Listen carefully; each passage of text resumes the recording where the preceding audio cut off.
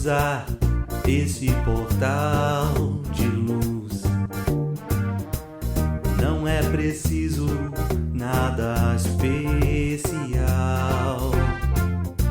só a sincera sede de aprender tudo que a vida tem pra ensinar.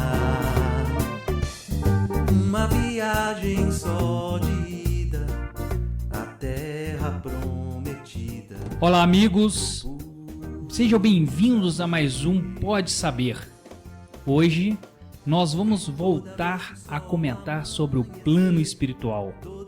Sendo assim, convido a todos a ouvirem o episódio 8º, que nós já comentamos um pouco do plano espiritual com o Valdemar. Hoje nós temos um convidado especial, Paulo Neto, para discutir também esse mesmo assunto que não esgota.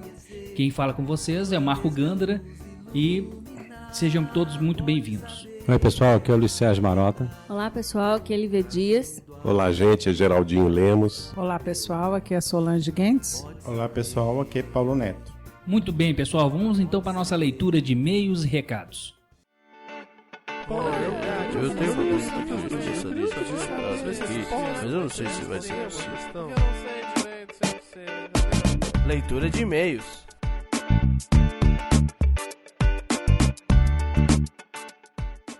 Olá amigos, aqui é Elisa Randam para mais uma leitura de e-mails e recados. O primeiro é do Flávio Lopes de Bauru. Olá Marco, como vai? Primeiramente, agradeço pela leitura do meu e-mail no episódio Transição Planetária 6 e gostaria de saber se existe algum e-mail do Pode Saber para que eu continue escrevendo para vocês. Aproveitando este contato, em um dos episódios, não me lembro qual, o Dauro citou o Dr. Michio Kaku, que inclusive li no ano passado um livro de sua autoria chamado A Física do Futuro, do qual destaco duas citações que ele, como cientista de ponta, vem fortalecer o momento que vivemos de transição, só que do ponto de vista estritamente científico.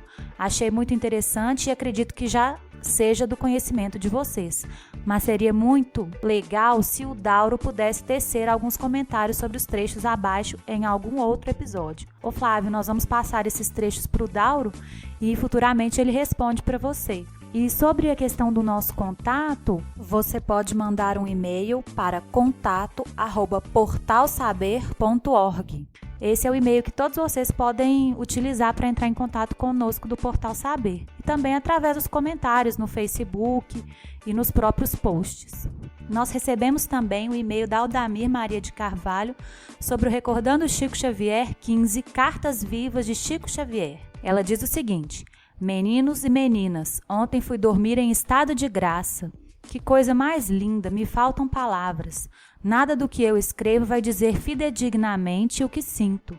As participações da geração futura do saber, Júlia e Lucas, deu um toque todo especial ao podcast.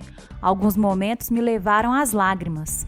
A face do Cristo só tem um nome: alegria. Alegre, como é o Chico e como eu acredito que também tenha sido alegre quando encarnado como Kardec. O cassino de Chico, a descrição que ele fez, meu Deus. Fiquei imaginando a psicosfera do lugar quando Chico meditava contemplando a natureza. As almas que amamos não podem ser criaturas do dia que passa. Devem estar chegando de longe. Quando nos estimamos e compreendemos, estamos a experimentar o reencontro sob o luar do tempo sem fim. Isso é o que de mais belo eu ouvi sobre os reencontros. Chico, o poeta de Deus. Parabéns, parabéns. Deus os abençoe e proteja. Abraços. Realmente, Alda, essas cartas que o Chico enviava eram belíssimas e revelavam um verdadeiro poeta. É uma maravilha escutar o Geraldinho trazer esses relatos, esses contos. Muito obrigada pelo seu e-mail e nós concordamos com você. São imagens emocionantes. Recebemos também um e-mail do Fábio Damasceno. Nós não vamos ler ele na íntegra, que ele é maior, mas selecionamos uns trechinhos. Mas abrindo o coração sobre esse pode saber, porque a palavra é imagem pueril, fico a imaginar quanta dor sentiu este homem, mas também quanta ventura. Difícil saber, mas arriscaria dizer que por fim ele foi realmente feliz, o quanto se pode ser por aqui.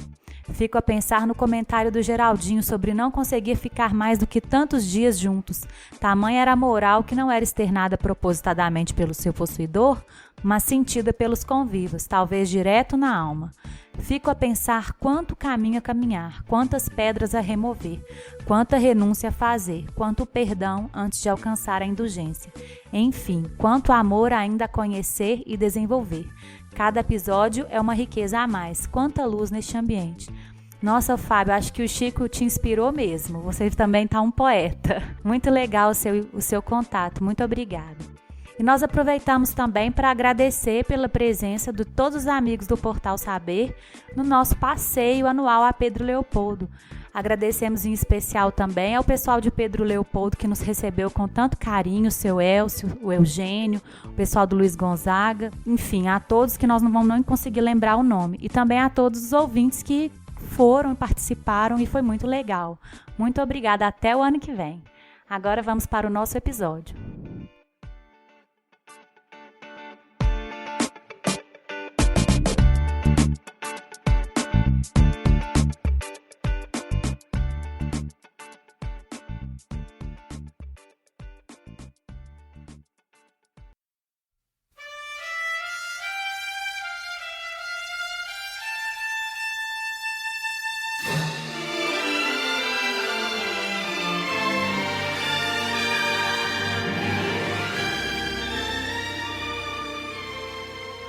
Luiz Sérgio, conta pra gente como foi aí esse convite que você fez ao Paulo Neto, porque quando nós recebemos o material nós ficamos encantados com a profundidade do material e realmente nos empolgamos e falamos, nós temos que gravar um episódio. Fala um pouquinho pra nós como foi esse encontro. Eu conheci o Paulo, se não estou errado, lá no Manuel Felipe Santiago, depois de uma palestra, não é isso, Paulo? Eu fui apresentado, se não me engano, pelo Ricardo Mizrahi. E o Paulo depois se encontrou comigo, me ofereceu 2 livros que ele havia publicado. Um dele falando sobre espiritismo prático, outro dele falando sobre a mediunidade, a conversa com os espíritos na Igreja Católica, alguma coisa assim, não é isso? Os espíritos comunicam-se na Igreja Católica. Na Igreja Católica. Achei muito interessante a pesquisa do Paulo. É uma pessoa dedicada à pesquisa, ele gosta de pesquisar. E isso pode saber, para o nosso, né, pro saber, né, que é muito legal. Uma pessoa que se predispõe, que dedica tempo para ir a fundo, né, e com cabeça aberta, porque ele é tipo da pessoa, pelo que eu notei, o pouco que eu convivi e conversei com ele, não é uma pessoa que está querendo ser dono da verdade, está querendo ser autoral em tudo que se faz. Não, ele está ali aberto à pesquisa, chega às conclusões, se vier uma ideia contrária, ele vai analisar. E é o nosso esquema espírita mesmo de ser, né, nesse sentido. E achei muito interessante esse em particular que ele nos enviou. É um trabalho que pode até se tornar um livro. Um trabalho que fala sobre essa questão tão polêmica que várias vezes nós encontramos no nosso meio. Pessoas que ficam meio confusas sobre a questão da existência de coisas, lugares no plano espiritual. Sendo que muitas vezes a ideia que a pessoa pode ter em lendo de uma forma apressada a codificação kardeciana é que a ideia da palavra espaço signifique vazio. Isso a gente vê muitas, os espíritos estão no espaço. Só que se você for pesquisar com mais, vamos dizer assim, acuidade, com mais atenção, em hipótese alguma, esse espaço pressupõe o vazio. Aliás, na própria pergunta feita no Livro dos Espíritos, né, dizendo, existe o vazio, né, o vácuo? Os Espíritos dizem, não existe vácuo. Né, onde você pensa que não há matéria em níveis que você não consegue detectar. Não é assim que está lá no Livro dos Espíritos? Você lembra o nome da pergunta, Paulo? Não lembro, não, mas tem um negócio interessante. Porque se nós temos na questão assim, a trindade espírita, né? Deus, Espírito e matéria. Se nós tirarmos o Espírito, que sobra é matéria. Para tudo quanto é lado ali, entendeu? Quer queira ou quer não, mãe. Entendeu? Então a matéria ocupa tudo que não é Espírito. Verdade. É o óbvio. Uhum. E hoje o conhecimento científico da astrofísica está demonstrando isso, não é? Não é simplesmente uma proposição filosófica, não.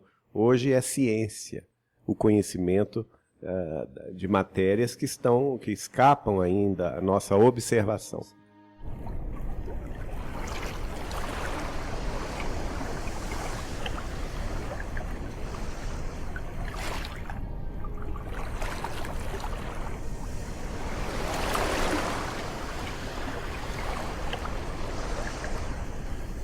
Mas, Paulo, conte para nós uma questão.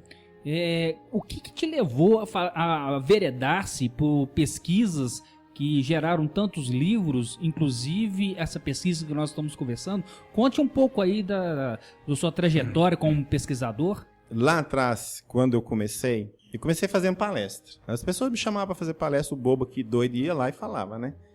E aí resolvi escrever minhas palestras. E aí eu embalei, né? Quanto mais as pessoas me davam retorno positivo, mais eu me embreava nos estudos e fui aprofundando. Hoje, por exemplo, o que acontece comigo? Eu sou aposentado, né, pela Secretaria de Estado da Fazenda, então, vamos dizer assim, eu vivo só por conta disso. Eu pesquiso o dia inteiro, normalmente eu acordo às 6 horas da manhã e fico pesquisando até 6 horas da tarde. É o tempo todo envolvido com isso, né? Não tem jeito. E muitas vezes é o seguinte, os assuntos surgem na minha frente sem motivo. Aquilo que nós estávamos falando da alma dos animais.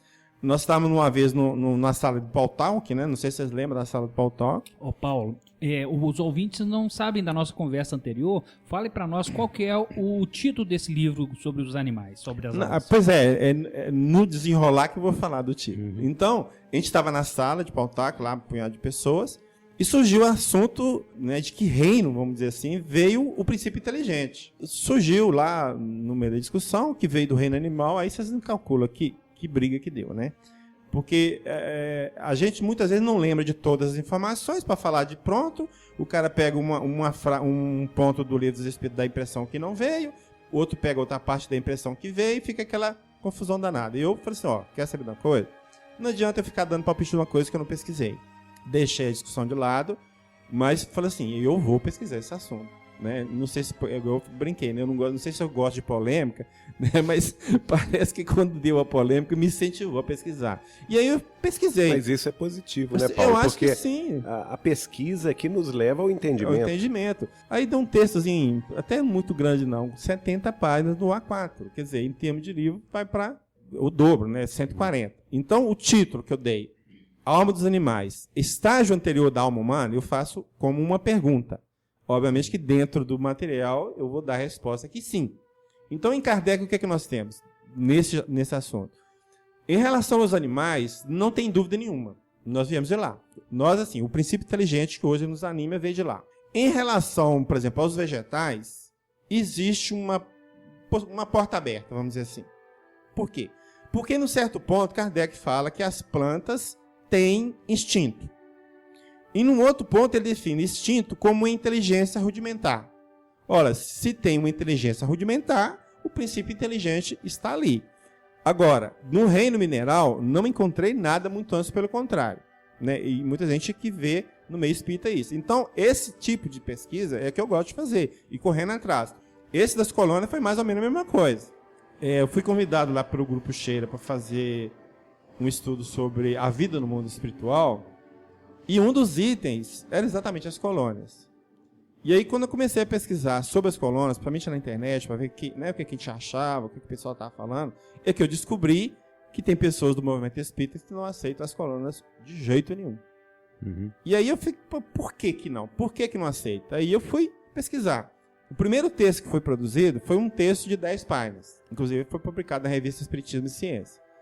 Um texto pequeno. Aí eu pus no Facebook lá, e o pessoal caiu em cima, caiu de pau. O pessoal que nem leu o texto, condenando, sei o que tem, o Paulo é doido, sei o que tem. Aí, polêmica, implicância, aí eu aprofundei mais. O texto de 10 páginas foi para 50 páginas, tá certo? Então, hoje eu tenho um estudo de 50 páginas sobre as colônias espirituais e a codificação.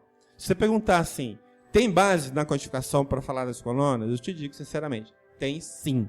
E o que nós vamos discutir no desenrolar desse isso trabalho. que nós... uma coisa que é importante a gente ressaltar, que os princípios fundamentais, morais, básicos do Espiritismo são a crença em Deus, na vida da alma após a morte, conservando a sua individualidade, na lei de causa e efeito, no livre-arbítrio, o uso dele e as consequências disso, e a lei de amor. E nós estamos aqui em função desses princípios primeiramente. Então, todo assunto polêmico não pressupõe, em hipótese nenhuma, uma briga, viu, gente? Qualquer um que estiver nos escutando, porque, como diz Allan Kardec, os pontos, os dogmas, vamos dizer assim, doutrinários, são secundários, perto desses outros que são fundamentais. Haja vista o que o Espírito da Verdade falou: amai-vos e instruí-vos. Se nós trocarmos a ordem, comecemos a instruir para depois nos amar, a coisa vai virar briga antes da gente começar a se amar, né? Então, é só para lembrar desse aspecto, porque aí a gente tem a liberdade de conversar sobre tudo. E uma das coisas que eu acho que a gente pode começar rolando a bola para o Paulo é porque quando ele fez esse trabalho aqui para tentar fazer esse escrutínio da situação, da existência, provável ou não, de planos espirituais com cidades, né, lugares, pessoas vestidas, indo aqui para lá, ele acabou nos mostrando uma coisa bem clara de Allan Kardec, que ele muito distante estava do perfil de uma pessoa dogmática, ou seja, de uma pessoa que adota uma ideia que ele sabe ser secundária como sendo uma ideia fundamental. Ele não era fundamentalista nesse aspecto, não é? Então, eu acho que o Paulo ele pode começar falando alguma coisa sobre esse Kardec, o que ele falava do Espiritismo, que a gente às vezes surpreende pessoas dizendo: olha, Kardec errou no Livro dos Espíritos, quando ele diz: olha, com certeza o Kardec tem que ter errado em alguma coisa, porque ele mesmo dizia, não estou falando. E a obra, ela é evolutiva, né, Luiz? Quando ele começou a falar sobre o tema, então, nós estamos querendo mostrar para o pessoal que Allan Kardec, para abordar esse tipo de tema, como é que nós temos que pensar também, como é que seria bom a gente pensar também, como Allan Kardec, né? E você pode começar citando, Paulo, as coisas que você fala sobre como Allan Kardec via a doutrina dos espíritos, né? E a temática em si, né? Tá, o que eu sempre me proponho a fazer é que tudo que eu falo, e você pode ter observado no texto, eu tenho base, tá? Inclusive, a minha característica, né, que você ficou bem ressaltado, de pesquisador. Então, eu vou te colocar em que obra que eu tirei e que ano que essa obra foi publicada e em que página, tá? Então, para ficar um negócio assim, bem fundamentado. É como quase que fosse um trabalho científico, tá? Então, essa que foi a minha linha de trabalho.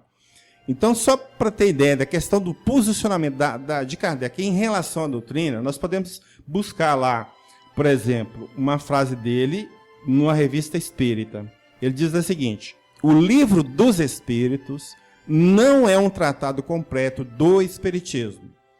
Não faz senão colocar-lhe as bases e os pontos fundamentais que devem se desenvolver sucessivamente pelo estudo e pela observação. Ou seja, à medida que nós vamos experimentando, tendo mais conhecimento, nós podemos mudar. Inclusive, num outro ponto, ele fala: se a ciência provar que nós estamos errados num ponto, o que a gente vai fazer? Abandona o ponto e abraça a ciência. Tá certo? E isso aí, para mostrar que ele agiu dessa forma, foi quando, na primeira edição do Livro dos Espíritos, ele não aceitava a questão da evolução do princípio inteligente pelas espécies. Ok? A resposta dos espíritos, o espírito do homem, o homem, foi sempre homem. E a primeira edição foi em abril de 1857, né? E a segunda edição foi em março de 1860. Lá já fica claro. Não, que o princípio inteligente estagiou em outros reinos, e igual eu já falei, no reino animal, é claro. Mas aí o que aconteceu no meio? Vocês lembram? Darwin. Quer dizer, agora já tenho respaldo científico, eu posso passar a informação. Vocês já estão prontos para receber. Se falasse antes, vocês não entenderam nada e não aceitar, e deu para entender? Não, científico e lexical também. Também. Havia expressões, olha, não existiam expressões como, por exemplo, a física quântica trouxe, vibração, dimensão, isso não existia. Sim. Então, Allan Kardec, quando ele dizia que essa matéria é uma matéria que está em outra dimensão, ele não podia falar isso. É uma matéria que está no espaço, é uma matéria que está quintessenciada. Ou na erraticidade, né? Exatamente, na erraticidade, uma matéria errante, é um espírito errante. Quer dizer, são palavras que, se nós não entendermos direito o que ele está querendo dizer, nós podemos interpretar de forma muito estranha, muito errada, né? Sim. Agora, o que é importante para nós, né, é não agir dentro das obras de Kardec como se tudo tivesse pronto e acabado. Esse que é o nosso problema. E que, infelizmente, nós estamos agindo dessa forma. Tá? Nós, como pesquisadores, nós temos que continuar dentro das pesquisas e descobrir coisas novas. Tem coisas que nós precisamos de saber, que os espíritos não falaram na época de Kardec. Aí nós vamos ficar esperando o quê? Né? Então, nós temos que correr dentro disso aí. Então, para mim, Kardec foi muito feliz com essa mudança de posição, justamente porque ele vai provar que aquilo que falou, ele agiu. Né? Então, cabe a nós aí um grande exemplo de um cara que se diz cientista. Ou seja, aquele que muda de opinião de acordo com os fatos que vêm sendo apresentados novos. Com as evidências. Evidência. E longe do dogmatismo. Né? Com certeza. Não, eu brinco assim, que a gente está fazendo dos livros da codificação, igual o crente faz com a Bíblia. Então, está fechado, não pode fazer mais nada. Aqui está fechado, não pode fazer mais nada. Que isso? Quer dizer, isso não pode ser de jeito nenhum. Uma postura de um literalista, né? Entendeu? O que eu acho assim, são duas coisas que a gente tem que olhar. Primeiro, esse assunto está na codificação? Tá. Como? Segundo, esse assunto não está na codificação? Ponto. Então, aí nós temos que ter o cuidado de aceitar a coisa nova, mas com critério. Aí vem o controle universal de ensinamento dos espíritos. Não é aceitar porque A ou B falou, porque senão nós podemos até, como se diz aí no popular... E outra coisa que você falou, este assunto evoluiu durante a codificação? Pois é, tem isso também. É o caso, né? Ué. Veja bem, não sei se vocês já tomaram conhecimento, mas na primeira edição do Livro dos Espíritos, Kardec fala que o espírito ligava ao corpo no momento do nascimento. Concepção. No No nascimento. nascimento. E na segunda edição, que fala? Na concepção. Ele mudou totalmente de Aqui vai um esclarecimento, viu, gente? Mas então o médium que recebia essas mensagens, então era doido? Quer dizer, o espírito... Não é isso, gente. É que muitas vezes, inclusive, Allan Kardec pegava de vários médiums e às vezes de vários centros, círculos mediúnicos em vários lugares. E ele tinha a responsabilidade, como codificador, de fazer, né, colocar aquilo ali numa codificação de crivo filosófico rigoroso. Então, muitas vezes ele tinha que pegar... Eu lembro uma vez, eu não sei, não posso localizar, que ele dizia que espíritos de boa ordem tinham uns dito que o plano espiritual era único e outros que era concêntrico.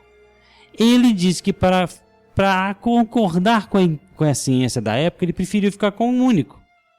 Mas hoje, perfeitamente, com as ideias das dimensões, com as ideias da teoria das cordas, aquela coisa toda, ele perfeitamente poderia aceitar a ideia dos planos concêntricos sem problema nenhum, não é mesmo?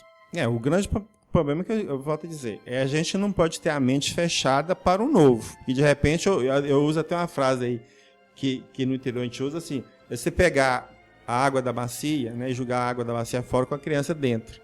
Tá certo? Não é por aí. Porque aí você perde tudo. Então tem coisa importante que tem que analisar. Né? E muitas vezes essa análise, hoje como nós não temos um órgão para analisar, somos nós mesmos que vamos analisar, um discutindo com o outro, trocando ideia, para a gente chegar num consenso, né? Sem imposição, né? Porque para quem impor, para quê? Né? A discussão da ideia é que nós vamos chegar a um bom acordo em cima dela. Beleza. Agora, eu só queria trazer isso, porque é o óbvio, mas a gente às vezes se esquece do óbvio. Quando Cristo fala, não é, pelo Evangelho de João, relatado, há muitas moradas na casa de meu pai. E ele ainda completa: pois me vou para vos preparar o lugar. Que lugar é esse, Paulo Neto?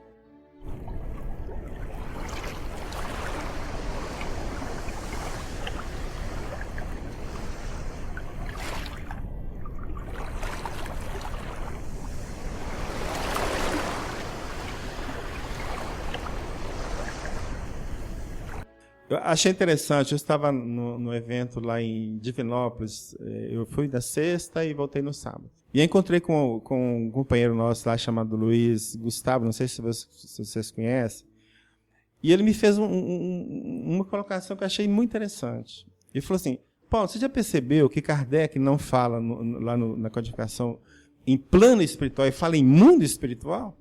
Eu falei, mesmo? E depois, é claro, eu cheguei em casa, a primeira coisa que eu fui olhar foi isso, né? Tá certo? E realmente, Kardec não fala em plano espiritual, ele fala em mundo espiritual. Então, em mundo espiritual, tudo fora a matéria é mundo espiritual. E envolve todos os planetas ou todo o universo. Não é algo localizado, se estende por toda a extensão do universo. Não tem outro jeito. Não tem limitador. Não tem limitador. Um gancho aqui com o Geraldinho, que acabou de dizer da questão do lugar, né? Vamos preparar o lugar. Colocou no seu livro essa citação de Allan Kardec. Ele faz uma pergunta a um espírito, não? Que regiões habitais? Ele fala assim: tudo que não seja planeta constitui o que chamais espaço, e é neste que permaneço.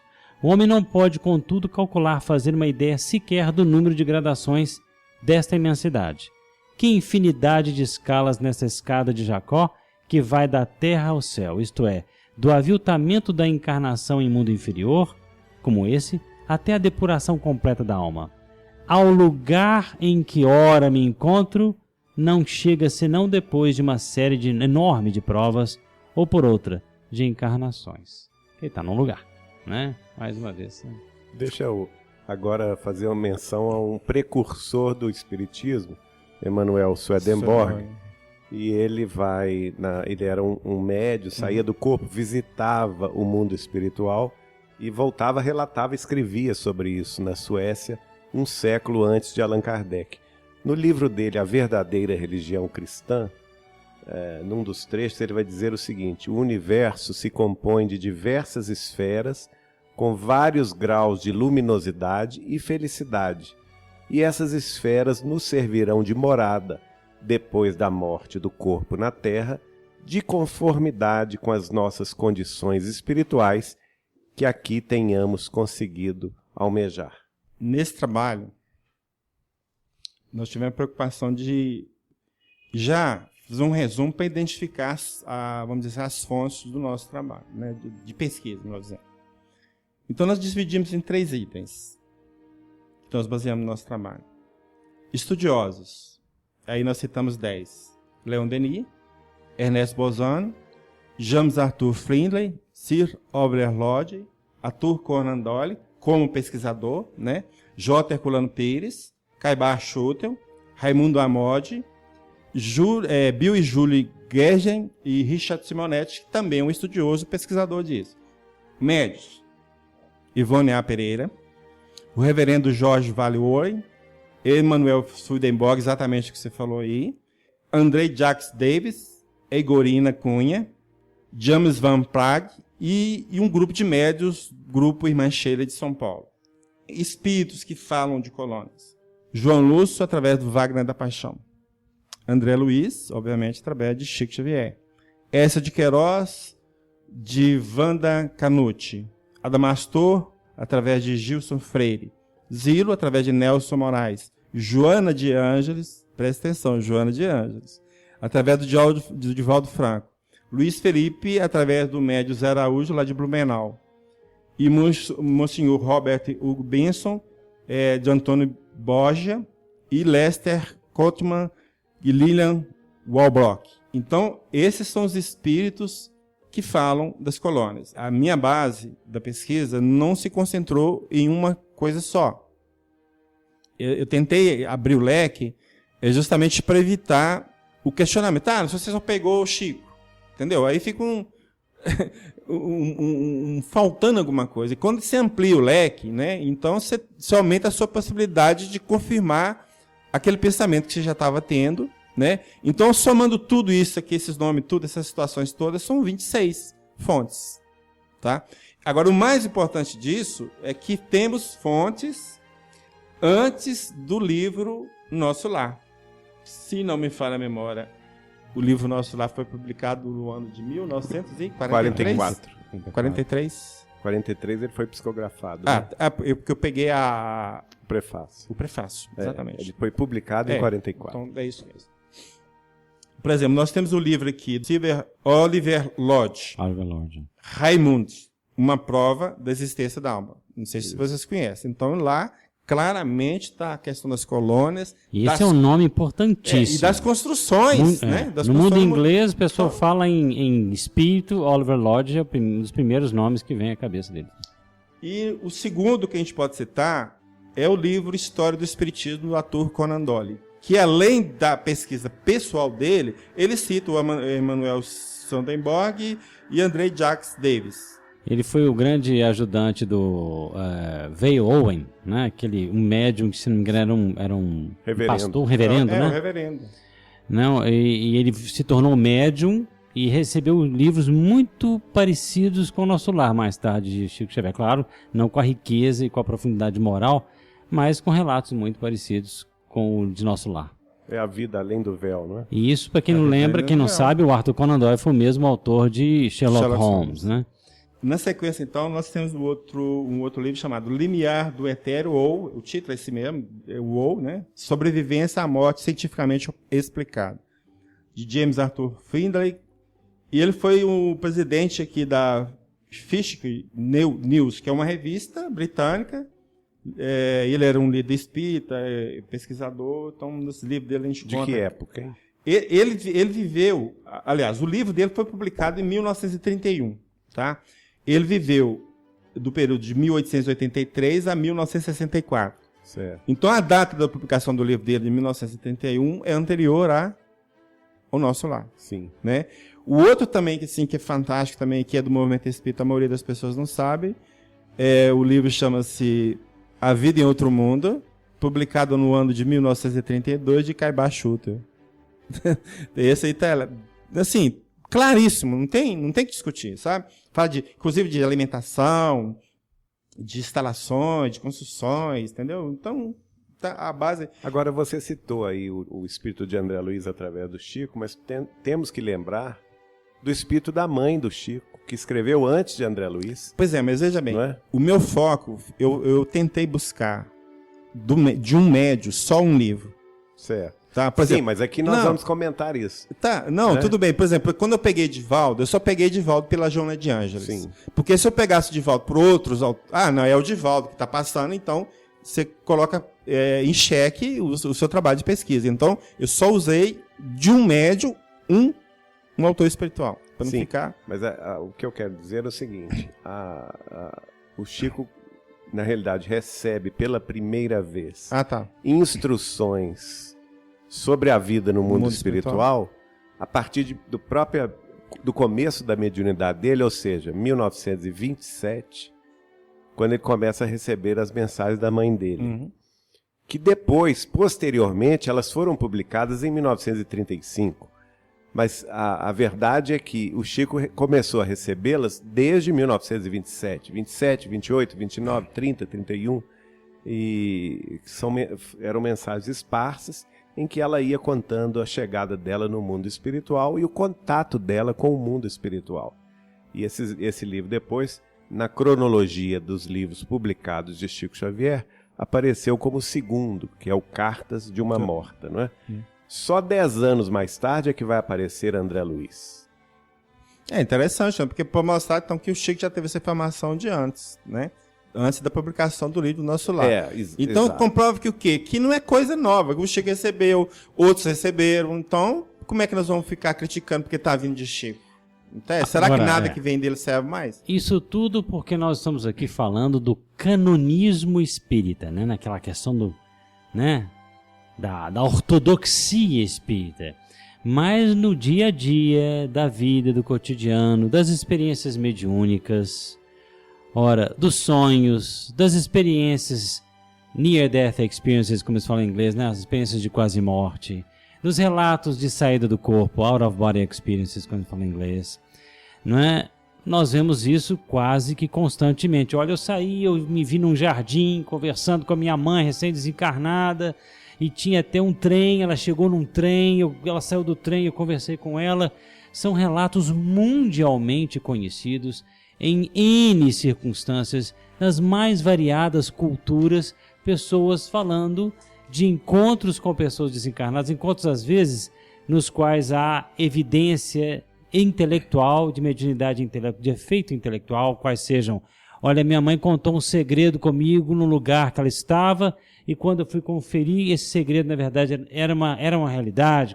Fui conversar com a minha esposa, esse segredo era compatível, era fundamentado. Quer dizer, isso mundialmente visto faz com que, se nós começarmos a ficar muito com o pé firme na ortodoxia do pensamento que interpreta que não há nada de físico no plano espiritual concebível como nós aqui, nós poderíamos começar a ficar numa situação difícil frente até aqueles pesquisadores da paranormalidade aí fora, que não sabem nada de espiritismo, como por exemplo Robin Foy, hoje chamado no mundo saxão como o Papa das Materializações, que é o autor lá, o chefinho lá do grupo de Skoll da Inglaterra, e ele no livro dele de 560 páginas, chama Witnessing the Impossible, que significa testemunhando o impossível. Ele conta reunião por reunião e os relatos, reunião por reunião espírita que ele teve, né, apesar de ele não ser espírita, reunião mediúnica, em que ele materializava espíritos, etc.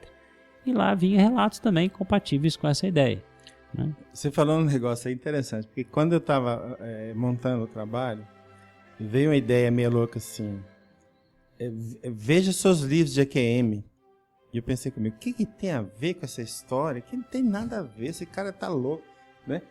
Mas eu tenho 2 livros lá, um chamado Reflexões sobre a Vida Após a Morte, do Raimundo Mod, né? E um Alô do Céu. E eu fui lá. Quando eu peguei esses livros, eu disse, meu Deus, o negócio tá aqui também. As pessoas em EQM estão vendo cidades de luzes. Entendeu? Estou confirmando tudo. Lembra que EQM é experiência quase morte, viu, gente, em português. Né? Entendeu? Mas não poderia ser diferente. Porque a universalidade das comunicações, que é o preceito que Kardec já vinha nos dizendo, né, no do livro dos Espíritos e tudo mais, mostra que essa informação do plano espiritual, se fosse único de um único médium, isso é algo a se suspeitar. Mas como é universal, é a mesma metodologia.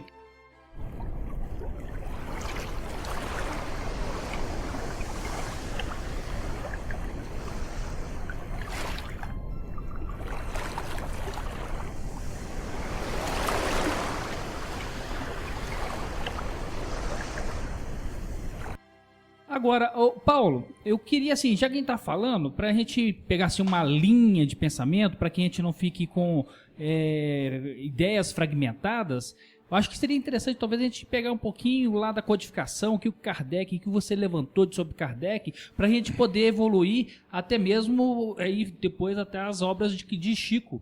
Isso é muito importante, sabe por quê?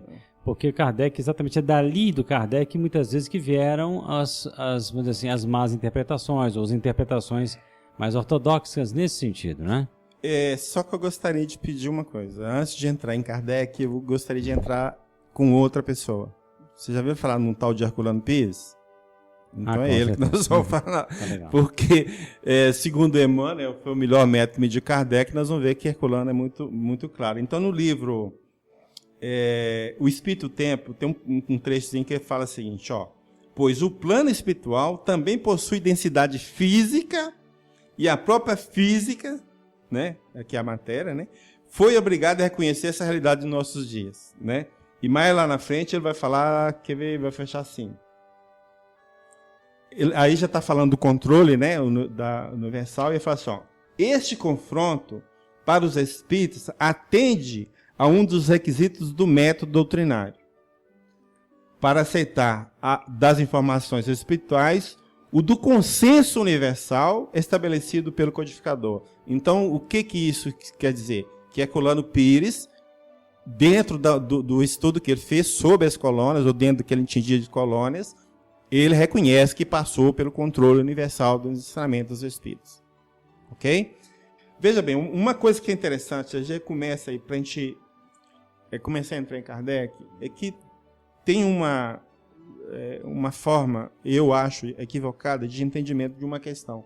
E talvez essa questão é que está levando muitas pessoas a não aceitar as colônias.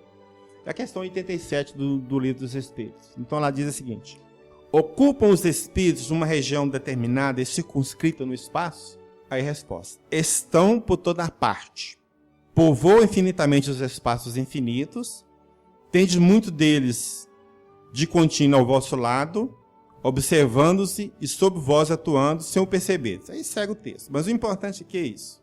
Então, em razão dessa resposta, ou da pergunta e da resposta, então, fala, se eles não ocupam um lugar determinado, então não tem colônia. Ok? Mas a gente só vai entender o que Kardec está querendo... Mas essa é uma dedução ilógica. Não, é a dedução. Tá? Mas ilógica. Tá, mas vamos ver o porquê que a gente está levantando essa questão, porque lá na frente, na pergunta 1012, nós vamos entender por que foi feita essa pergunta e qual o sentido dessa pergunta. Além do mais, só um detalhe. A questão linguística é muito importante. Olha o que os espíritos, a ginástica que os espíritos têm que fazer para falar sobre o tal do espaço. Ele chega a dizer espaço no plural. Espaços, exatamente. Os espaços, como assim? Ele está dizendo interessante. Devidos planos correspondentes ao espaço X, ao espaço Y, ao espaço Z, que são determináveis, que são estanques. E se são estanques, são distintos, né? São circunscritos, são distintos. Então, mas eles não poderiam dizer dimensões. Eles não poderiam dizer diversas dimensões de quintessência material diversificada. Não poderiam. Então, tinha que usar. Isso, obviamente, dificulta. Eles falavam isso o tempo todo no Livro dos Espíritos. Olha, nós não temos uma linguagem, vocês não têm uma linguagem apropriada para nós dizermos de coisas tão voláteis, tão, fora, tão inefáveis, de uma forma tão ainda pueril, que é a linguagem de vocês, né? Tá, então nós vamos entender qual o objetivo de Kardec na pergunta 87, quando a gente for ler a pergunta 1012. O que tem lá? Haverá no universo lugares circunscritos para as penas e gozos dos espíritos segundo seus merecimentos? Então a pergunta 87 estava falando assim, tem céu e inferno localizado? Deu para entender? Então os espíritos já começam a falar assim, já respondemos essa pergunta. Que pergunta? A 87, que ele trata da questão. As penas e os gozos são inerentes ao grau de perfeição dos espíritos. Cada um tira de si mesmo o princípio de sua felicidade ou de sua desgraça. Quando eles estão por toda parte, nenhum lugar circunscrito ou fechado existe especificamente destinado a uma ou outra coisa. O que é uma ou outra coisa? O céu e o inferno. Então, nesse sentido, não tem. Não tem lugar circunscrito. Né? É o espaço ou os espaços infinitos. Né? Estão em toda parte. Em toda parte. Em todos os mundos. Então, você vê, eles pegam dessa questão e falam, então, se não tem lugar circunscrito, então não tem colônias, não tem construções. Olha, você vê, não tem nada a ver.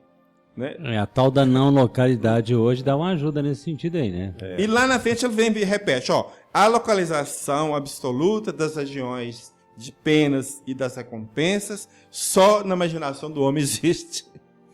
Certo? Então tá. Mas aí os lugares absolutos. Absolutos. Então veja. Os absolutos são aqueles que inamovíveis. Inamovíveis. Então veja bem, o que nós temos, a gente está até conversando mais cedo aqui um pouquinho, como classificação clássica dos mundos. Nós temos o quê? Mundos primitivos, mundos de provas e expiações, mundos de regeneração, mundos ditosos felizes e o último, mundos celestes ou divinos. O último? Está faltando um aqui.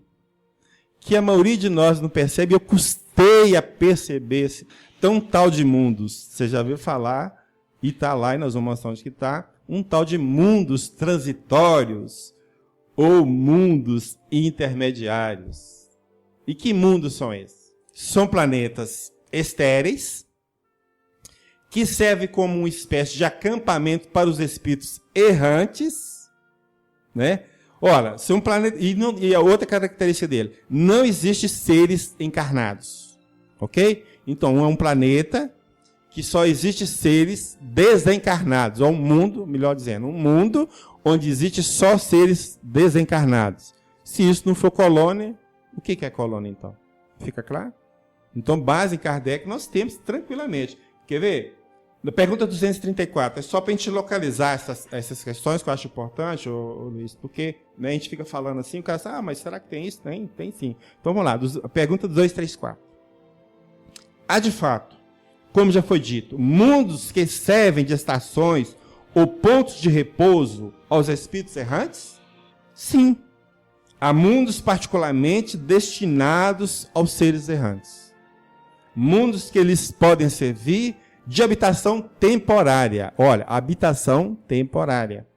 Espécies de bivaques, de campos onde descanse de uma demasiada longa erraticidade, estado esse sempre um tanto penoso.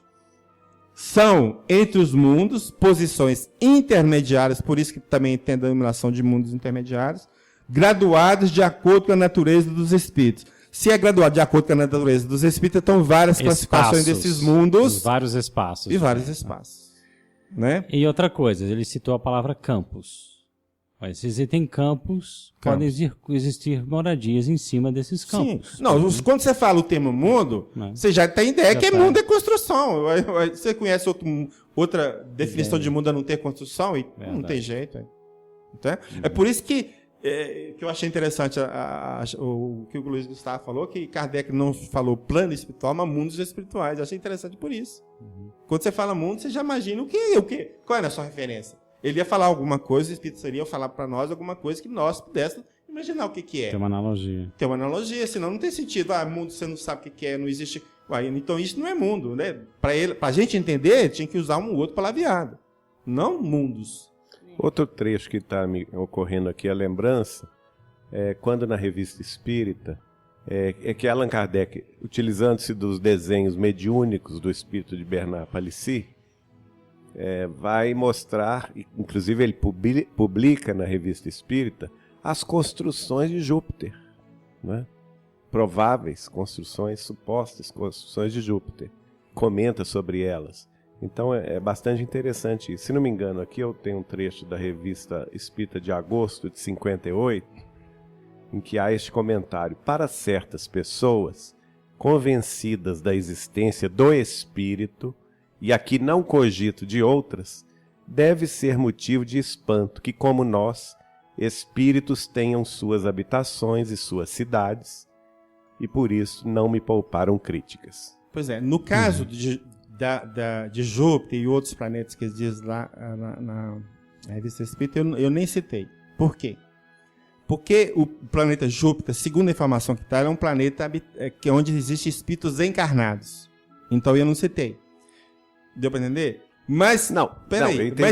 Mas como lá não tem gente igual a gente, então é alguma coisa diferente, é uma matéria diferente. É completamente diferente Deu para entender? da nossa então, matéria. Quer dizer, nós temos mais uma informação, mesmo de um planeta onde existe espírito encarnado, que possa sustentar as colônias. E isso no livro dos espíritos tem base canônica, vamos dizer assim?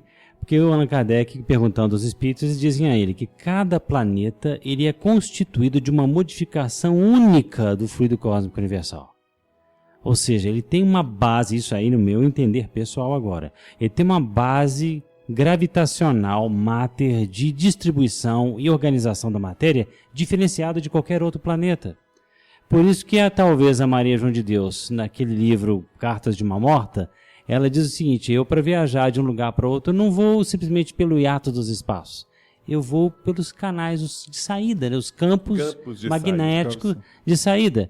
É assim que eu viajo. Eu não viajo simplesmente assim como o homem pega um foguete de 60 andares e vai, né? no buraco aí tentando buscar a vida. E ela vai buscar de uma outra forma, e por um outro viés. Então, é porque cada planeta tem a sua... Quer dizer, digamos que o Júpiter tem uma vida física, assim, mais uma vida física, como Allan Kardec está dizendo aqui, citação no livro também do nosso Paulo Neto. E na Revista Espírita, 1866, ele argumenta, no Kardec: no nosso mundo tudo é matéria tangível. No mundo invisível tudo é, podendo-se assim exprimir, matéria intangível, quer dizer, intangível para nós que não percebemos senão por órgãos materiais, mas tangível para os seres desse mundo que percebem pelos seus sentidos espirituais.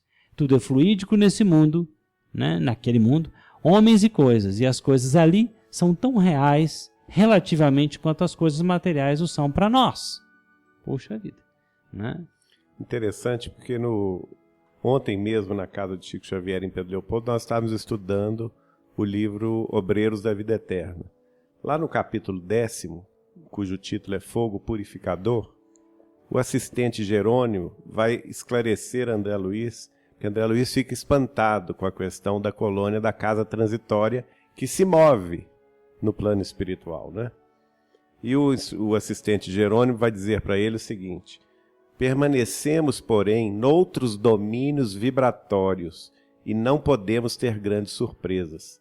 As leis da matéria densa, nossas velhas conhecidas na crosta planetária, não são as que presidem aos fenômenos da matéria quintessenciada, que nos serve de base às manifestações, também transitórias. O homem encarnado somente agora começa a perceber certos problemas inerentes à energia atômica no plano grosseiro em que situa temporariamente a personalidade. Maravilhoso. Veja bem, uma fala do Espírito São Luís, a Revista Espírita do ano de 1862. Os mundos intermediários são povoados de espíritos esperando a prova da reencarnação, ou aí se preparando de novo, segundo o seu grau de adiantamento. Os espíritos, nesses viveiros da vida eterna, estão agrupados e divididos em grandes tribos, uns adiante, outros em atraso no progresso. E cada um escolhe entre os grupos humanos aqueles que correspondem simpaticamente às suas faculdades adquiridas, os quais progride e não podem retrogradar. Então aqui nós temos o quê? Uma comunicação do Espírito São Luís confirmando a questão dos mundos intermediários. E ela está onde? Está na Revista Espírita do ano de 1862. Num gancho do que o Geraldinho também acabou de dizer, o Allan Kardec na Gênesis, capítulo 14, desculpem as citações, viu, gente, mas isso aí é porque é um trabalho, de certa forma, para elucidação. Não adianta a gente ficar falando o que a gente acha aqui. Tem que falar o que está escrito, que nem a obra kardeciana. Na Gênesis, capítulo 14, sobre o título Os Fluidos, a matéria do mundo espiritual é denominada de fluidos espirituais, diz ele. Não é rigorosamente exata a qualificação de fluidos espirituais. Chamar matéria espiritual de fluido espiritual, e mesmo Allan Kardec confessa que não é uma terminologia adequada, pois que, em definitivo, eles são sempre matéria, mais ou menos quintessenciada. De realmente espiritual, ladies and gentlemen, ele está falando aqui, só a alma, ou o princípio inteligente. É só o espírito lá mesmo na sua essência que é espiritual. E isso para nós é quase uma coisa até indefinível, o que é o espírito. Né? Porque ele não é matéria em si. O resto, tudo é matéria, está dizendo aqui. Né? Então, dá-se-lhes essa denominação de fluidos espirituais por comparação apenas, e sobretudo pela afinidade que eles guardam com os espíritos. Pode dizer-se que são a matéria do mundo espiritual, razão por que são chamados fluidos espirituais. Olha que nome mais inadequado de que tiveram que se utilizar na codificação para falar de matéria quintessenciada no mundo espiritual. Hoje, matéria quadridimensional ou matéria de outra dimensão. Fluidos espirituais. Não é adequado. E ele mesmo confessa que é uma terminologia ruim, difícil, vai gerar confusão nas gerações futuras, como está gerando no nosso canonismo atual. Não é? Porque se você imaginar, utilizando ao pé da letra, que o mundo espiritual é constituído de fluidos espirituais e não de matéria em si quintessenciada, você vai para outra região do espaço canônico espírita. Você vai imaginar outras coisas que não uma casa, né? Um piano, um jardim. Mas é importante saber que tudo é matéria. Matéria. Como a gente estava conversando aqui no início. Nós temos 3 coisas no universo: Deus, o espírito e a matéria. Se não é Deus nem é espírito, o que é? Que sobra é matéria, não tem outro jeito. Seja em que estado for, tá certo? Quintessenciado ou não, faz a mesma diferença. Eu estava lembrando que o Paulo falou sobre São Luís ali, é muito compatível com o nosso lar. O André Luiz ele pergunta para a dona Laura o que eles fazem lá no plano espiritual. Ela fala, alguns se preparam para reencarnar e outros para alçar os planos mais elevados.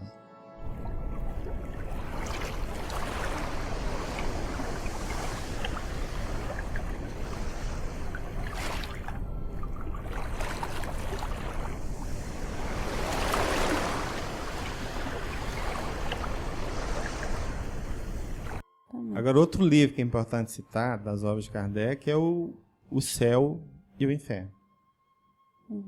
Que é esse aí, poucas pessoas leem também.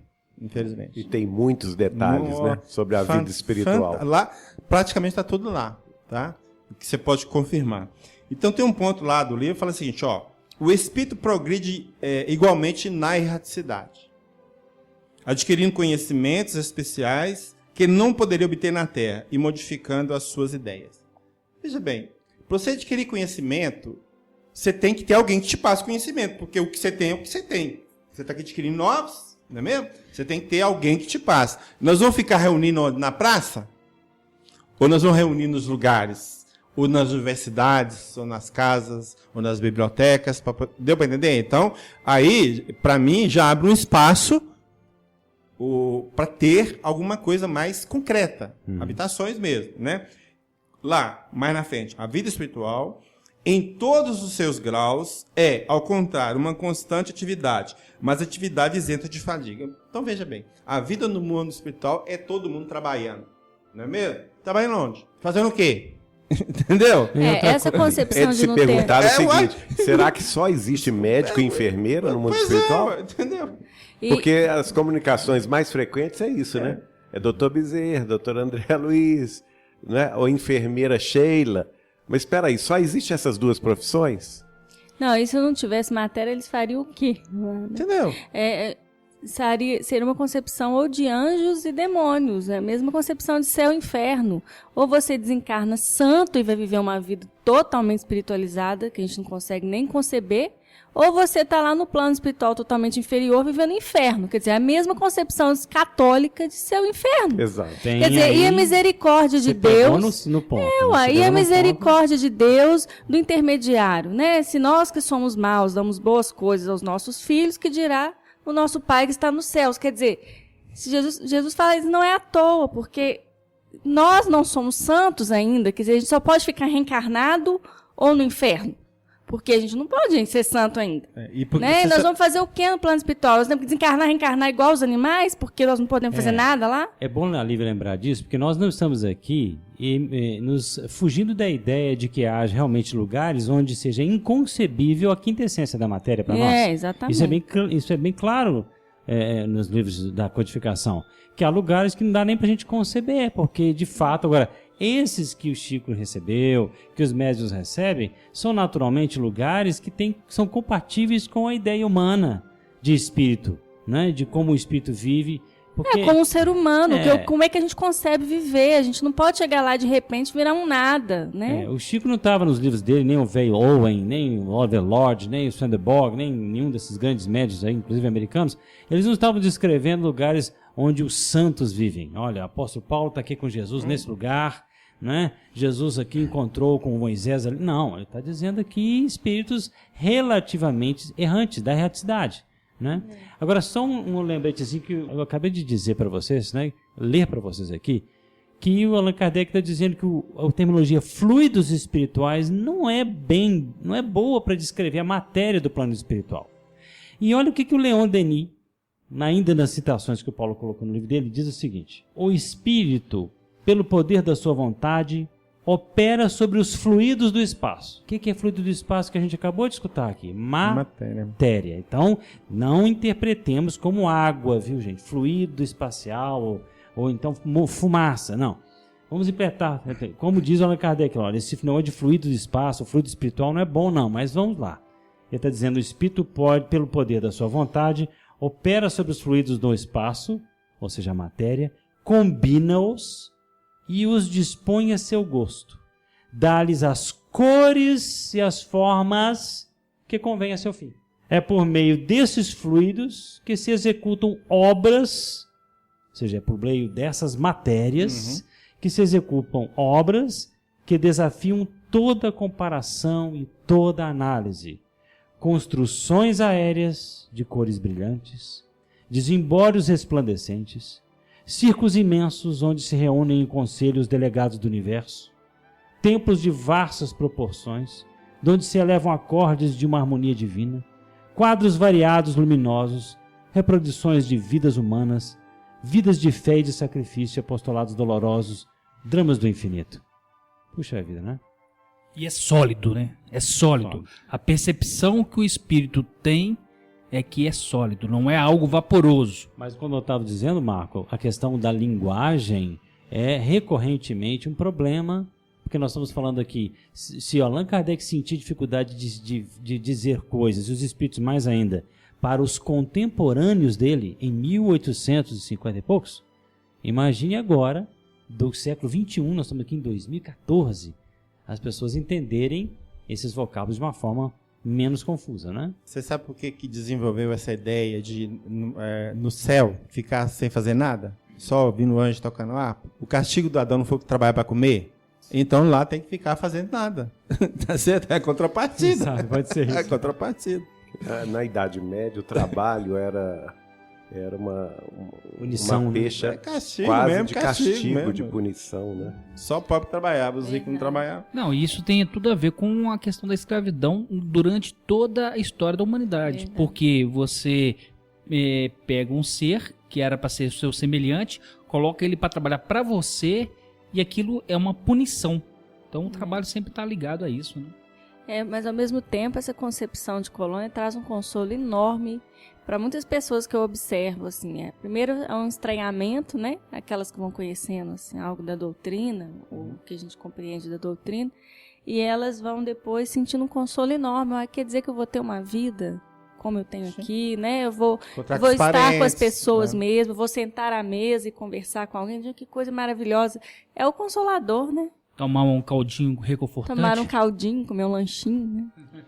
Lembrando dos planos espirituais, que não existia essa terminologia, sempre citando aqui as citações do livro do Paulo, tem o Kardec que comenta uma situação de um espírito chamado Clare, o Clare, né?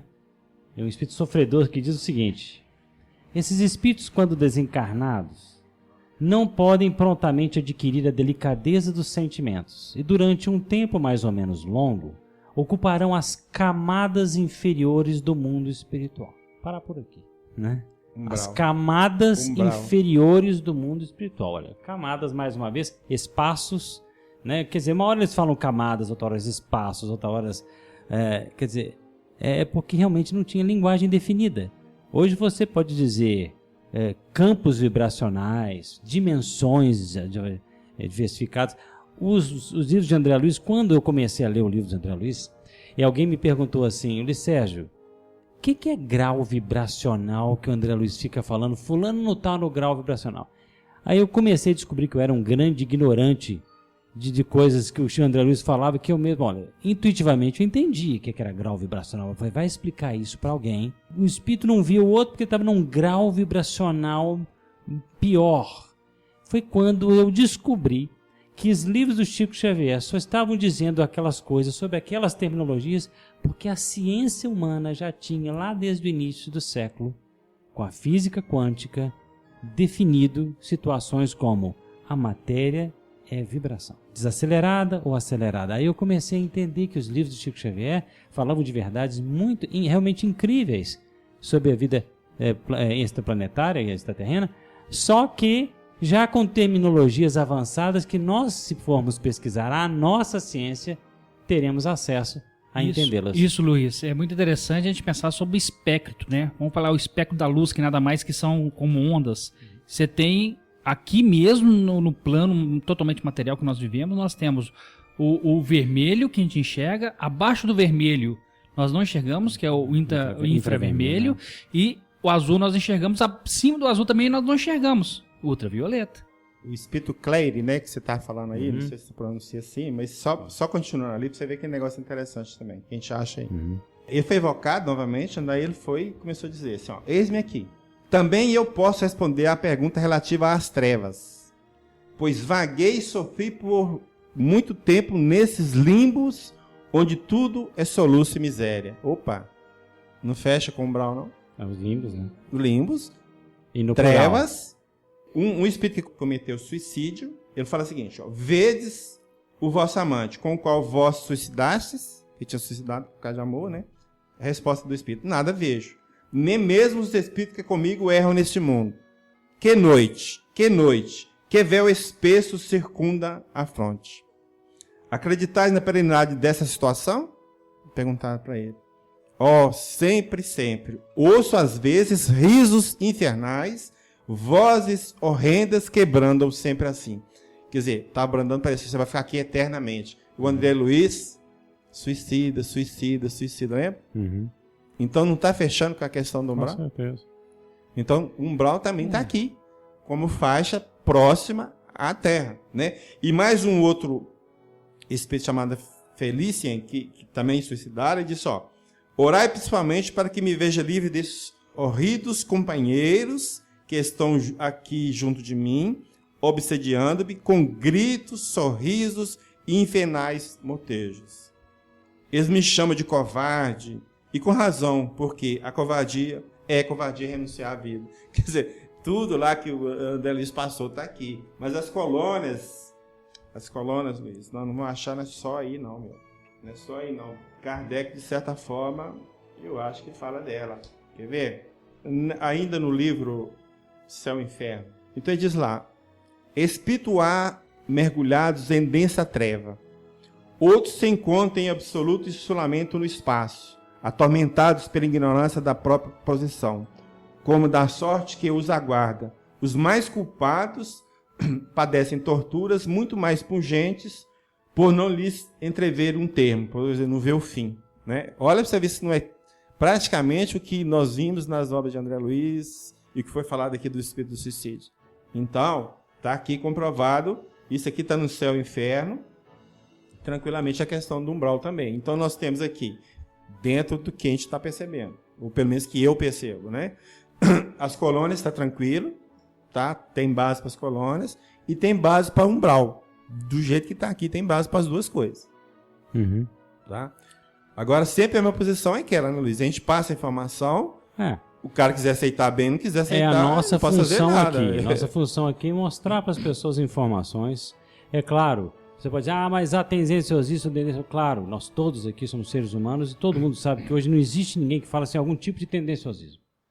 Né? Nós somos fruto de uma cultura, fruto de uma criação, claro. Agora, tentamos ser o máximo claros e objetivos nesse sentido, máximo neutros possíveis nesse sentido.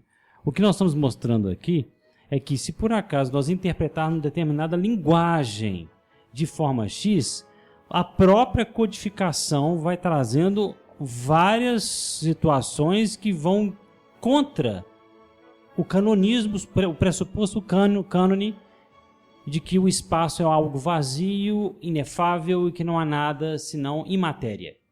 Quer dizer, é nesse ponto que a gente está aqui mais ou menos pegando. Porque se a gente for acreditar nisso, a própria matéria, o próprio conhecimento que está vindo através da mediunidade de efeito físico, das NDEs, das EQMs, como você dizer, as experiências de quase morte, das experiências de fora do corpo, né? Na mediunidade no mundo inteiro, que eu lido hoje, converso com gente do mundo inteiro, inclusive o Robin Foy, troco e-mails com ele quase todo mês aí. Quer dizer, essas pessoas, se você falar com eles, olha, não tem nada lá, coisa assim, é um espaço, eles vão falar para mim, olha, eu sinto muito, mas dos espíritos, do mosaico de espíritos com os quais temos conversado, desde os mais humildes intelectualmente aos mais altos, não é por aí não. O David Fontana, que é um rapaz, um pesquisador da SPR, que participou do grupo de Skoll, depois porque foi tão impressionado com as coisas que ele viu em Skoll, que ele foi pesquisar a vida após a morte por conta própria. A SPR é uma das associações, ela é a Associação de Pesquisa Psíquica da Inglaterra, e são famosos por serem excessivamente céticos no sentido de análise da mediunidade. Ele chegou a concluir, ele escreveu um livro sobre isso. Ele falou, olha, pelo que eu entendi, a vida tem as suas gradações, é um mundo mental, mas é um mundo mental que labora com a matéria em níveis de gradação inferior a superior, lá no plano espiritual, tem lugares mais parecidos com a nossa aqui, tem lugares menos parecidos com a nossa aqui. E lembrando que esse David Fontana, que nunca leu um livro de Allan Kardec se bobear, porque o Robin Foy, eu o conheço e eu perguntei para ele, você leu alguma coisa de Allan Kardec? Eu tenho um livro dos médios lá em casa, mas eu nunca abri não, sabe? Confesso, sabe nada, mas a informação condiz. Lembrando ele, o livro dos Espíritos, na pergunta 278, que o Paulo colocou no livro dele, é o seguinte: os espíritos das diferentes ordens se acham misturados uns com os outros? Allan Kardec pergunta. Os espíritos dizem o seguinte: sim e não. Quer dizer, eles se veem, isso é a resposta dos espíritos, mas se distinguem uns dos outros. evitam-se ou se aproximam conforme a simpatia ou antipatia que reciprocamente uns inspiram aos outros.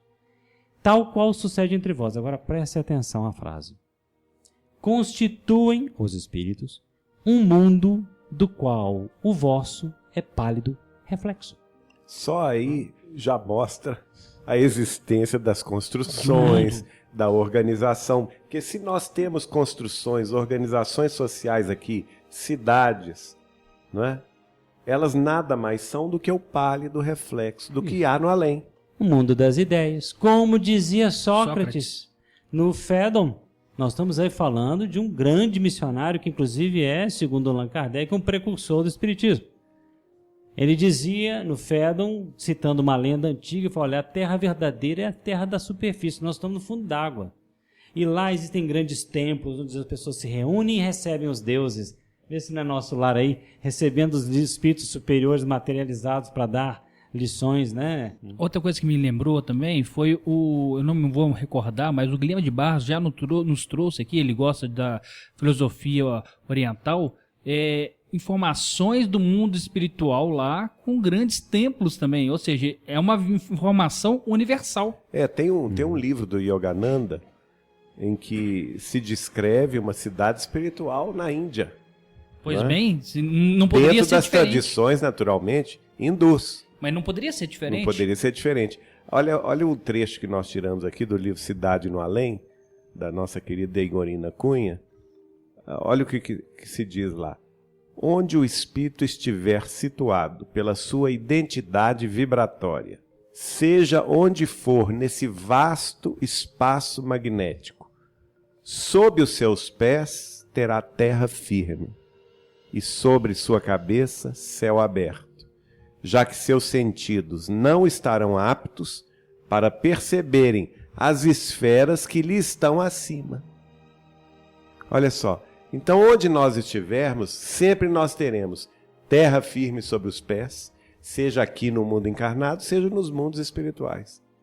E sempre a abóbada celeste nos convidando aí o voo do pensamento, da esperança, enfim, do infinito, porque nós não temos capacidade de enxergar além da nossa evolução espiritual.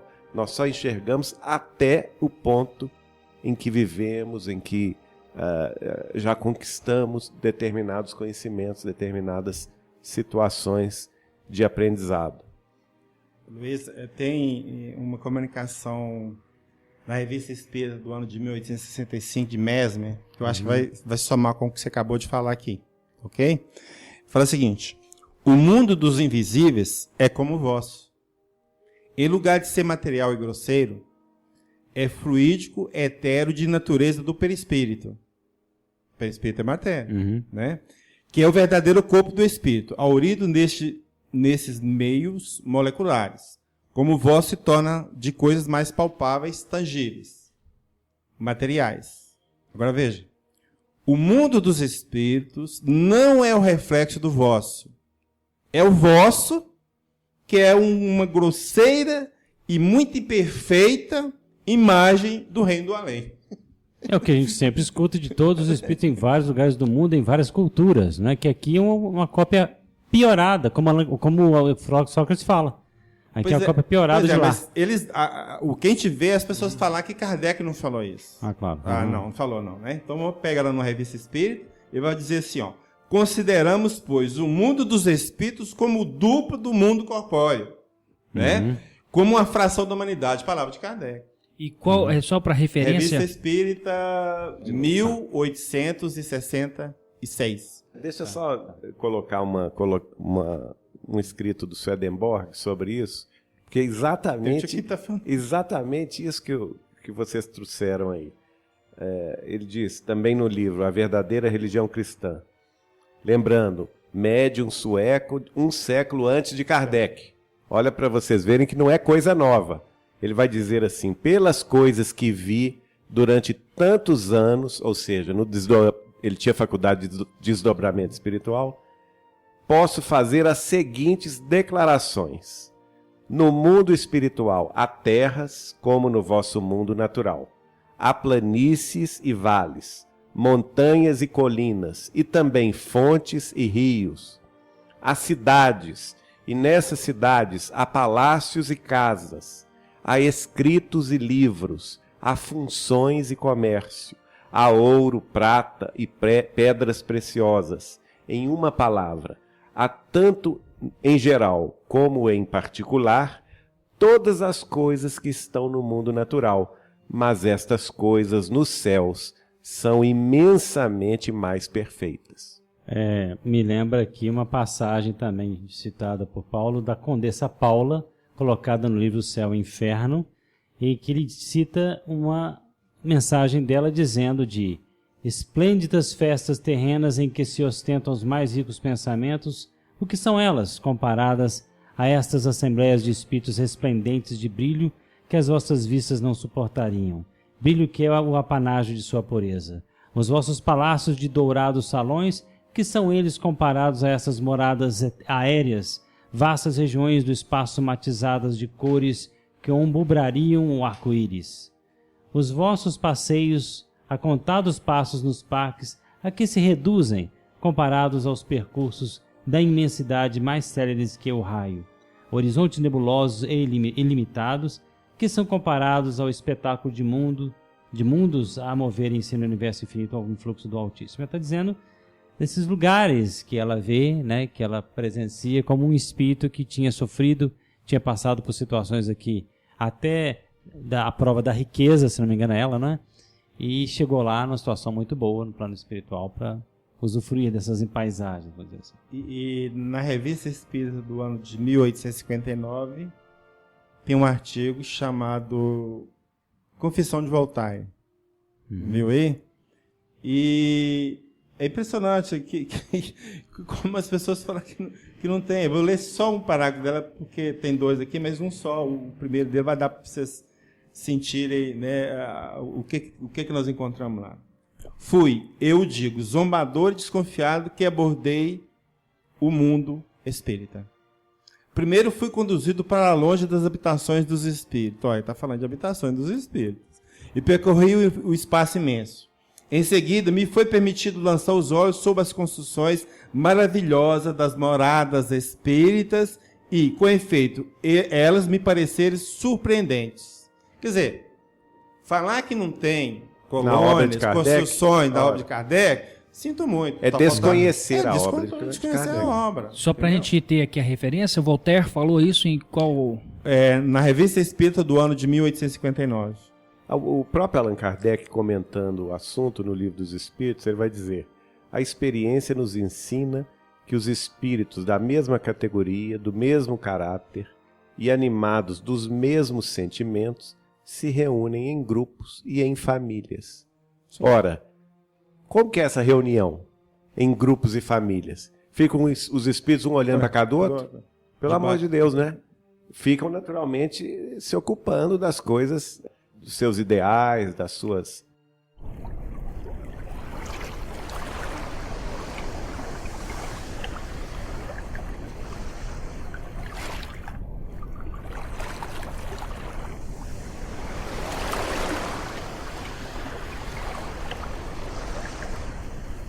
Eu não sei como que vocês dominam o programa de PDF, mas o programa de PDF tem uma facilidade para pesquisador que vocês nem calculam. Você coloca a palavra lá, ele busca eletrônica no texto que você está trabalhando. Você joga, eu tenho lá em casa, por exemplo, numa pasta eu tenho livros espíritas. Aí cria uma subpasta, obras básicas, a outra, revista espírita. Então eu ponho a palavra e mando procurar na Obras Básicas, na Revista Espírita. Então te dá todos os locais das revistas ou do material que você quer pesquisar. Então pesquisa dentro desse sistema é a coisa mais fácil do mundo. Nós não somos gênio para ficar trazendo essas coisas. Nós só sabemos pesquisar, só isso. Você põe a palavra colônias, põe moradas e vai caçando as coisas até que você encontra. Os sinônimos, né? Sinônimo, alguma coisa parecida. Então é a coisa mais fácil que tem. Entendeu? De pesquisa. Então não é questão de genialidade de ninguém. É uma coisa que é fácil demais pesquisar. Hoje está ao acesso de qualquer pessoa. Coisa. Você tem todas as obras em PDF aí na internet. Mas é lógico que há sempre o trabalho intelectual, né, de juntar essas questões. Na minha área a gente fala muito, existe o dado e a informação. O dado por si só não fala nada, mas quando você correlaciona vários dados, você transforma aqueles dados em informação. E ainda tem outra dimensão, é transformar essa informação em conhecimento.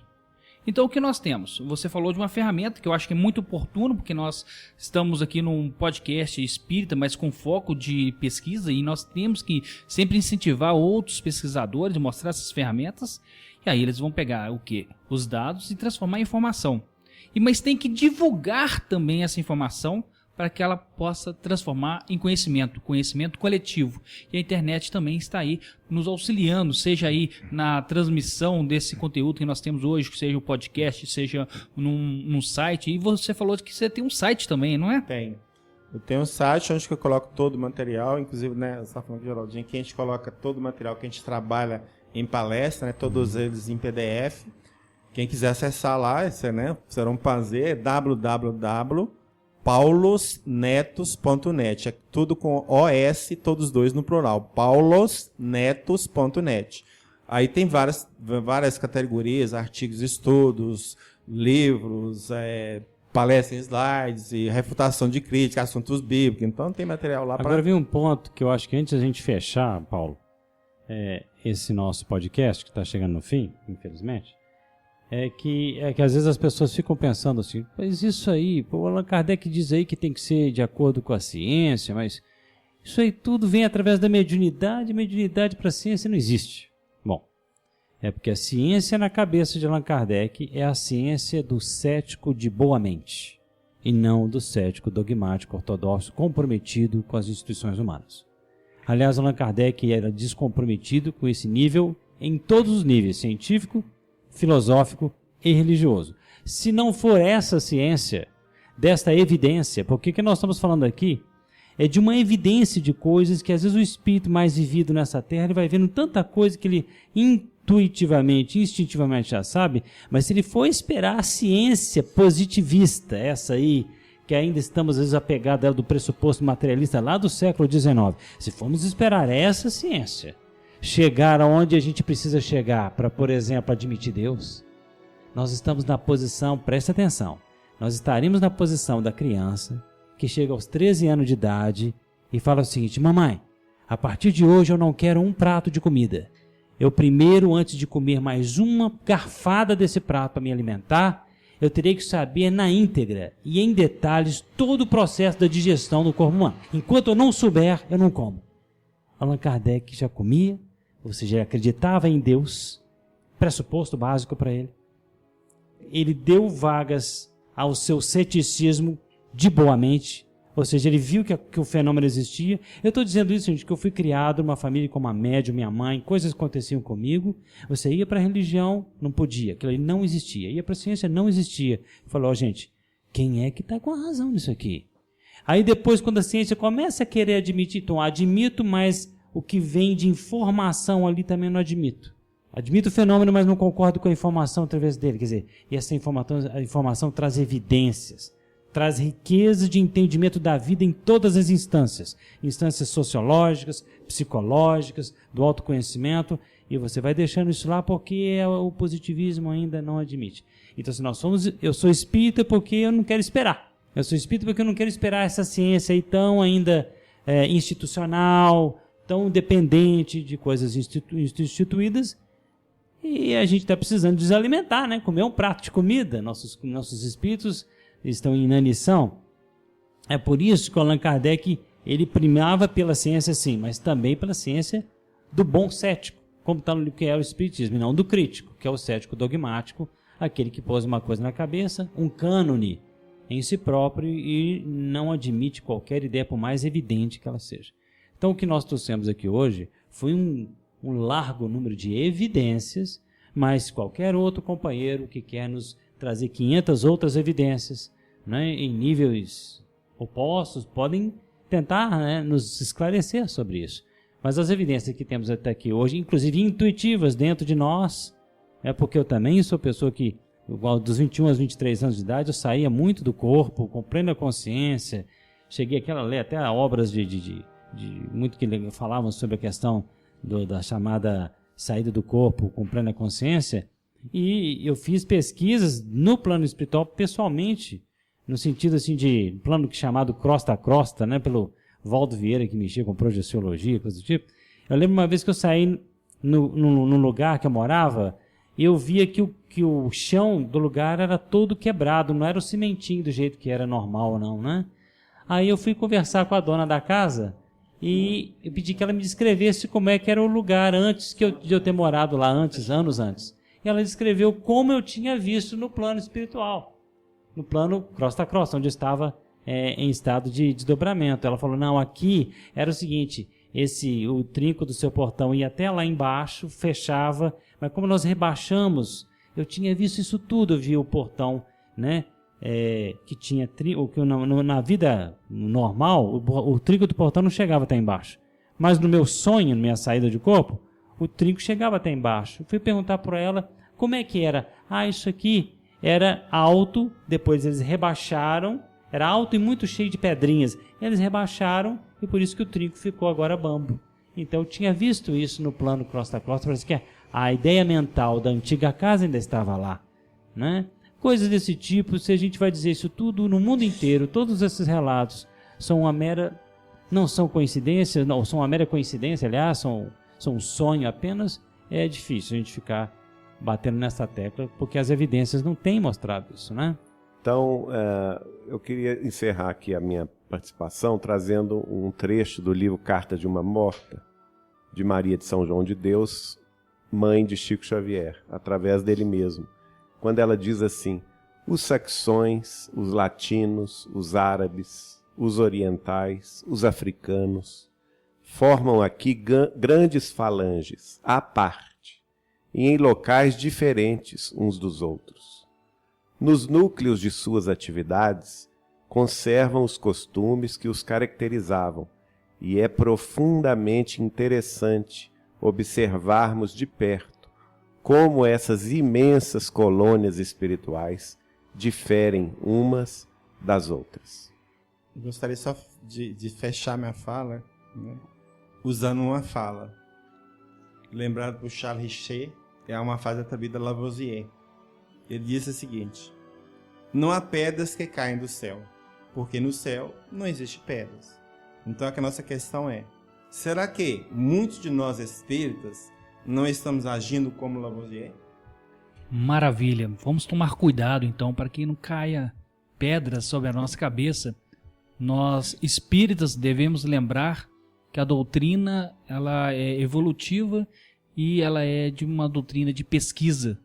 E muitos nos entram em contato conosco falando, poxa vida, eu gostaria muito que a minha casa espírita, o meu centro espírita, a minha fraternidade, onde que eu trabalho, tivesse uma mente um pouco mais aberta para a discussão e a mesmo pesquisas, porque às vezes há muito o que ser pesquisado, há muito o que nós precisamos ver. Então temos que tomar cuidado com uma frase agora do nosso querido Paulo, que pedras imensas, como Lavoisier acabou de falar, não caia sobre nossas cabeças. Um grande abraço a todos e aguardo todos para o próximo episódio.